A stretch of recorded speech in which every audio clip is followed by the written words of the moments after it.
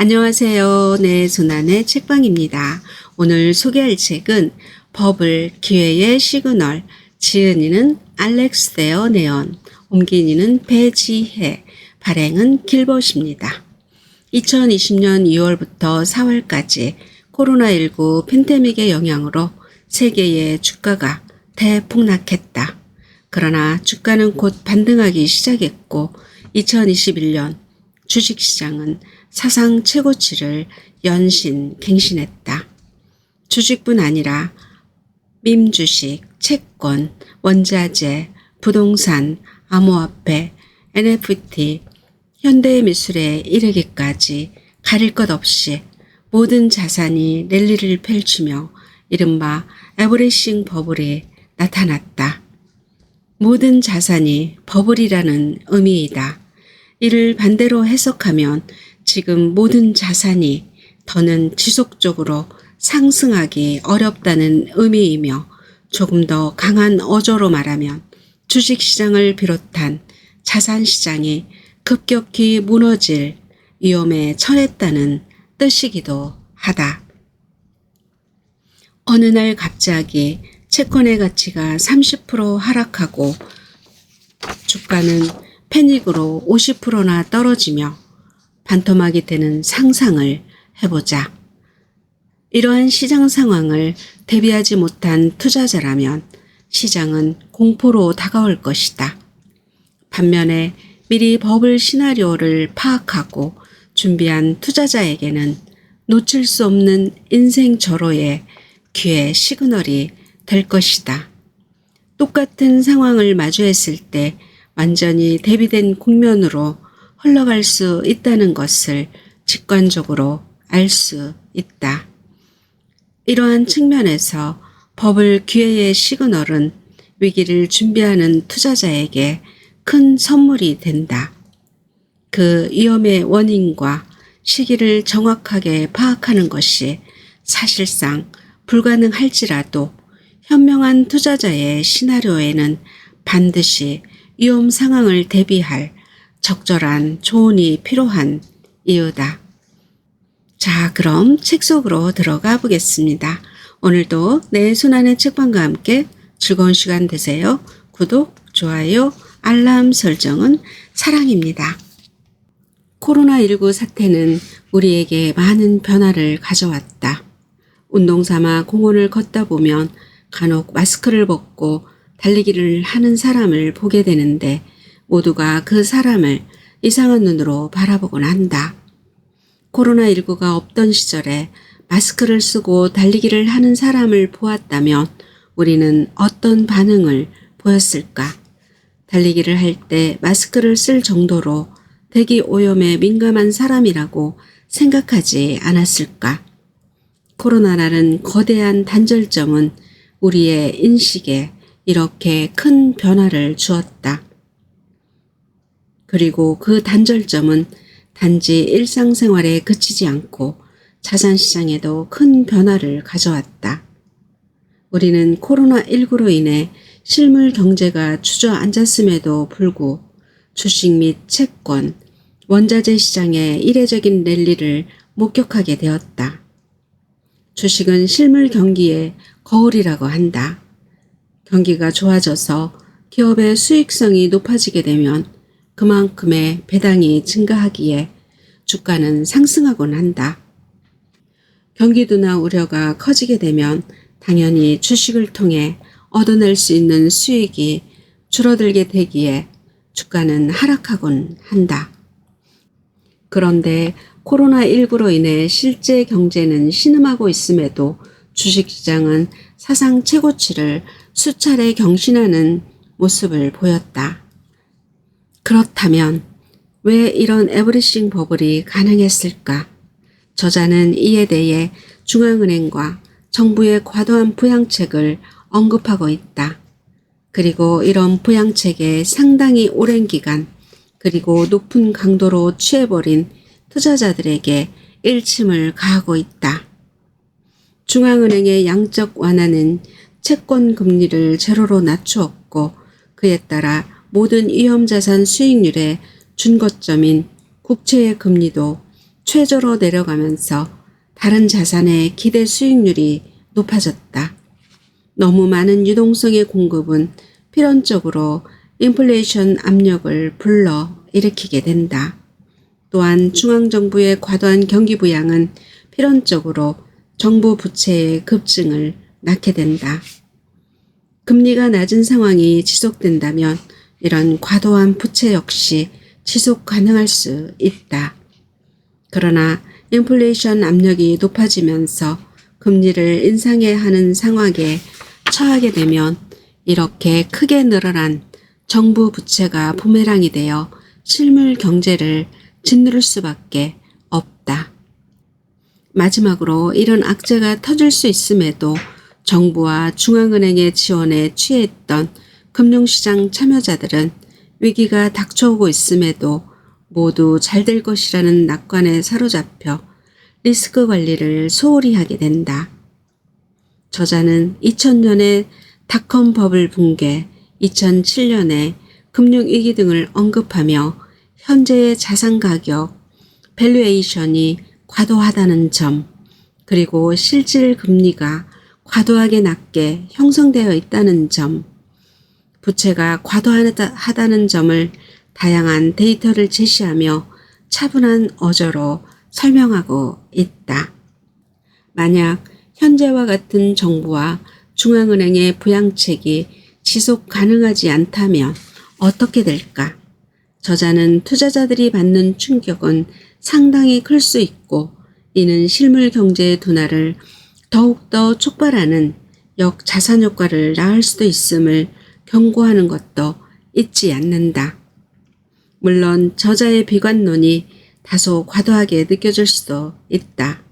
그러나 우리가 겪어보지 못했던 이례적인 자산시장의 랠리와 투자자들의 과열 양상이 과연 계속해서 이어질 수 있는가에 대해 냉정하게 되돌아볼 수 있는 기회를 제공하고 있다는 점에서 저자의 문제 제기는 충분한 의미를 가진다고 생각한다.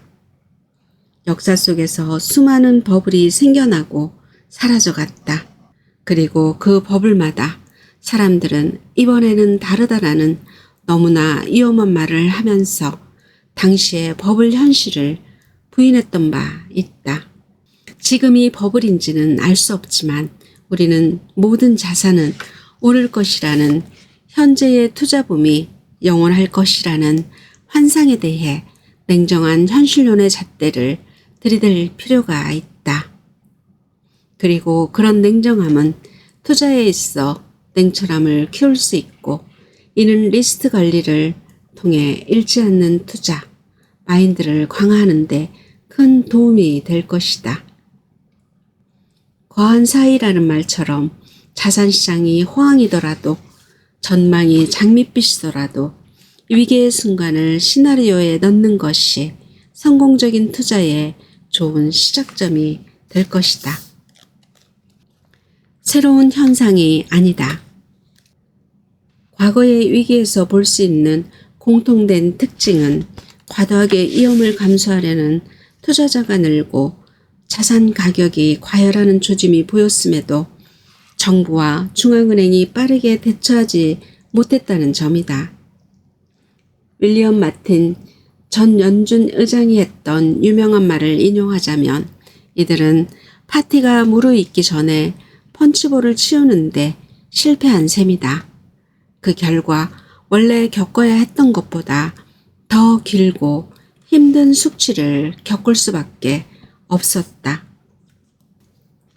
2020년 코로나19로 인한 세계적인 팬데믹이 선언된 후 공포에 질린 시장 반응이 절정일 때 10년 만기 국채의 명목 이율은 0.5%까지 떨어졌고 재무성 단기채권 대부분은 마이너스 금리로 거래되었다. 금리는 회복되었지만 채권 수익률은 여전히 기록적으로 낮은 수준에 머물러 있으며 2021년 6월 중순까지도 10년 만기 국채의 수익률은 1.5%에 그쳤다. 채권 투자자들이 무엇에 가장 주목하는지 안다면 현재 상황이 더욱 비정상적으로 보인다. 투자자들은 자신이 챙기게 될 실질 수익률에 가장 민감하게 반응한다. 실질 수익률은 명목 수익률에서 인플레이션을 뺀 수치다. 정상적인 상황에서는 양수이지만 실질 수익률이 0보다 떨어지면 채권을 매입하거나 만기까지 보유하는 이들은 인플레이션을 적용할 경우 처음 투자한 돈의 본전도 찾지 못한다. 세계 금융위기 이후 전 세계 여러 정부의 채권 실질 수익률이 마이너스였던 시기가 몇 번 있었다. 이 역시 우리가 이제껏 겪어본 적 없는 현상이었다. 2020년 한때 채권의 평균 명목 수익률이 플러스일 때가 있었지만 전 세계 3분의 1 이상의 정부에서 발행한 채권의 실질 수익률은 여전히 마이너스인 상태로 거래되었다. 다른 조건이 변하지 않는 한 이런 채권을 매입한 투자자들의 구매력은 점차 하락할 수밖에 없다. 그림 5를 자세히 보면 알 수 있듯 세계 금융위기 이후 실질 수익률이 0이거나 0 이하였던 적이 몇 차례 있었다. 마지막으로 이런 현상이 나타났던 때는 1970년대 석유파동 때였다. 그보다 앞서 실질 수익률이 마이너스였던 것은 제2차 세계대전 직후였는데 당시 정책 당국에서는 전쟁을 치르며 발생한 부채를 갚을 동안 경제가 성장할 시간을 벌기 위해 오늘날과 마찬가지로 고의로 이자율을 억제하는 정책을 펼쳤다. 어떤 경우든 채권 투자자들은 시장이 정상으로 돌아갈 때까지 실질적으로든 명목상이든 엄청난 손실을 볼 수밖에 없다. 오늘날 채권 투자자들은 낮은 채권 수익률 때문에 수익이 거의 나지 않을 것만 걱정해야 하는 것이 아니라 엄청난 자본 손실 위험이 증가하는 것까지도 걱정해야 하는 위기에 처했다. 자본 손실을 보지 않으려면 채권 수익률이 같은 수준에 머물거나 계속해서 하락해야만 한다. 여기에서 우리는 의문을 가져야 한다. 주식시장과 다른 자산의 높은 밸류에이션은 기록적으로 낮은 자본 비용 탓으로 돌릴 수 있다고 하더라도 현재의 금리가 과연 지속될 수 있을까? 주식 가격과 다른 자산의 가격이 비싼 이유가 낮은 채권 수익률 때문이라면 논리적으로 채권 수익률이 오르면 당연히 주식 가격은 유지되기 어려울 것이다. 세계 금융위기가 닥치기 전 우리가 이미 경험한 일이다. 당시 명백한 위험 요소들은 외면당했다. 시장을 따라야 한다거나 시티뱅크 CEO 척 프랜스가 주장했던 것처럼 위험을 감수할 만하다는 주장이 줄을 잃었었다. 음악이 멈추면 유동성에 복잡한 문제가 생길 것이다. 하지만 음악이 계속되는 이상 일어나서 춤을 춰야만 한다. 우리는 아직 춤을 추고 있다. 달리 말하면 투자자들은 미래에 대한 합리적인 예측과 위험과 보상 사이의 균형에 대한 냉정한 평가를 바탕으로 행동하지만 가격의 움직임에도 영향을 받는다는 뜻이다. 상승하는 시장에서 기회를 잡아야만 할 것 같은 유혹을 뿌리치기는 힘들다. 앞으로 채권 수익률이 영원히 또는 적어도 자신이 투자하는 동안은 계속 하락하리라고 스스로를 설득하기 위해 이제까지 채권 수익률이 계속 떨어져 왔노라고 끊임없이 되뇌는 편이 훨씬 쉬울 것이다. 결국 지금 우리 눈앞에 이런 과정이 펼쳐지고 있다는 결론에 다다른다. 채권 수익률이 거의 0에 가까운 지금 하락하는 추세가 계속되기는 힘들 것이다. 하지만 시장에서는 이러한 추세가 절대 뒤집히지 않으리라는 가정과 희망만을 바탕으로 가격이 결정되고 있는 듯하다. 이건 아무리 좋게 생각해도 아니라고, 나쁘게 생각하면 너무도 위험한 기대다. 위험과 투기. 처음 부채가 2배가 되었던 이유는 세계 금융위기의 충격에서 벗어나 경기가 원활하게 돌아갈 수 있도록 즉각적인 지원을 쏟아부었기 때문이었다. 하지만 두 번째로 부채가 2배 늘어난 이유는 자산 가격이 하락하는 것을 막기 위한 지원 때문이었다는 것 말고는 달리 설명할 길이 없다. 양적 완화가 처음 고안되었을 때는 임시적인 수단이었지만 결론은 그렇지 않았다. 2020년 코로나19 팬데믹에 대해 즉각적인 반응으로 부채는 다시 한번 2배 증가했다. 현재 연준은 이러한 지원이 계속될 것을 암시하고 있다. 계속 확장되는 연준의 대차대조표가 이를 증명한다. 우리가 여전히 코로나19 영향력 아래에 있기는 하지만 은행 자기자본 비율이 개선되어 대부분 은행의 자본이 과잉 상태가 된 것을 고려하면 목표 자산 가격을 유지하기 위해서라는 설명 외에 양적 완화가 이렇게까지 오랫동안 계속되어야 할 근거를 찾기 힘들다. 계속되는 양적 완화의 근거로 여겨지는 한 가지는 긴축 발작이다. 중앙은행에서는 금융 지원을 축소했을 때 일어날 잠재적인 시장 반응, 특히 자산 가격의 급격한 하락이 두려워 쉽사리 행동을 옮기지 못하고 있다. 정치색이 어떻든 거의 모든 정치인과 정당은 시장을 느슨하게 유지해야 한다는 부담을 안고 있다. 채권 시장이 연관된 이상 향후 정책 방향을 변경할 실질적인 동기가 거의 없는 셈이다. 그러므로 채권 투자자들은 지금처럼 기록적으로 낮은 수준의 금리가 실질적으로 얼마나 오랫동안 유지될 수 있는지를 생각해야만 한다. 왜 변화해야 하는가? 이번에는 다르다? 앞장의 주제는 자산시장에서 좋은 수익률을 찾고자 하는 사람들이 반길 만한 이야기가 아니었을 것이다. 존 템플턴의 말에 따르면 투자하기 가장 좋은 때는 시장이 최대로 비관적인 때라고 한다. 현대사회가 경험한 최악의 팬데믹을 겪은 지금 아이러니하게도 최대로 낙관적인 관점이 더욱더 힘을 얻은 것처럼 보인다. 기회를 찾는데 도 같은 전문 자산 관리사들은 거의 언제나 낙관적인 관점에서 시장을 바라본다. 또한 이들은 벤치마크 지수나 경쟁자들보다 성과가 많이 벌어졌을 때 발생하는 커리어 리스크를 무의식적으로 피하려고 한다. 시장은 매우 탄력적이고 불가능해 보이는 장애물도 극복할 수 있는 능력이 있다. 하지만 결정적으로 시장의 이런 능력은 공정하고 투명하며 소유권의 법칙이 인정되는 시장에서의 가격 신호에 발현된다.